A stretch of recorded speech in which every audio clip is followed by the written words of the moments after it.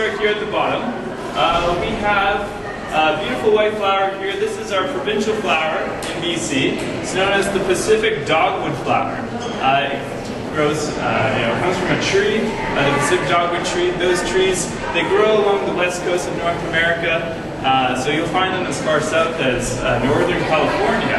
But if we take Canada in isolation, it's very unique to us here on the west coast, and so that's why it gets to be our flower. The motto here, Splendor Sine Occasu, it's in Latin, but in English roughly translates to beauty without diminishment. So it's kind of the idea that we're very, very fortunate to have a lot of natural beauty here in BC. There's the ocean to the west, the Rocky Mountains to the east, forests, animals, gold, jade. There's so much here, so much splendor. Hopefully it'll be here forever for everyone to enjoy. Speaking of animals, we have 3 animals, of course, here on our coat of arms. Only 2 of them, though, are native to our province. So let's start with the first one here on the left. This is an elk. This one specifically is named the Wapiti stag because it represents Vancouver Island within British Columbia. On the right, you'll find the bighorn sheep.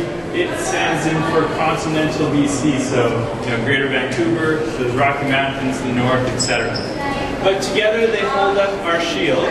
Our shield is our inspiration for our provincial flag. We'll see that when we head upstairs, although you probably already saw it too as you were coming in today, of course.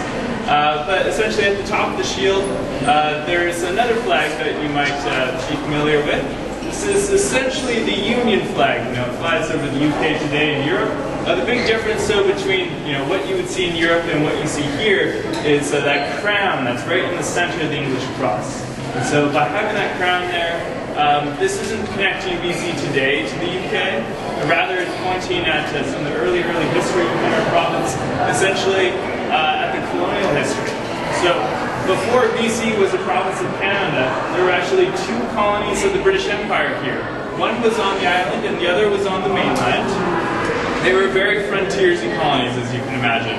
And when they were leaving the empire, they joined together to become a single province for Canada. And so that early unification is how we remember that, by having the flag.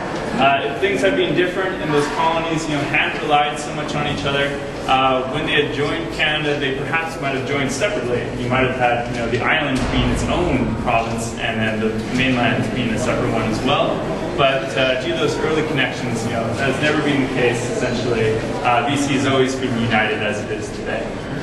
Below the flag, you will find these blue wavy lines. That's there for the lakes and rivers within BC, but of course also the Pacific Ocean, a very important cultural factor here.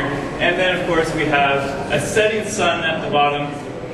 Don't worry if you thought it was a rising sun. To be honest, most people do. And a rising sun, like on flags or things like coats of arms, are usually it's like a symbol of good things to come. It's a very inspirational thing. Ours is a setting sun not because we don't think there are any good things to come in BC. Rather, it's just again because geographically, we're on the west coast, and the sun, of course, it rises in the east and sets in the west. And when we take, a map of Canada, you see it's a really big place, second largest country in the world. It takes the sun a significant amount of time to actually cross over our country. And we here in BC get to be the last Canadians in that long day to see the sun finally set. So that's why you see it here. Above the shield, we find that golden knight's helmet. That's known as the helm of sovereignty. From it are the plumes here in the Canadian national colors of red and white. And then, of course, we find the royal crown, the royal lion. I should stress that there are no lions here naturally in BC, but these are here because they do kind of represent, of course, our head of state, the Queen again, Queen Elizabeth II, Her Majesty. Are there any questions about that?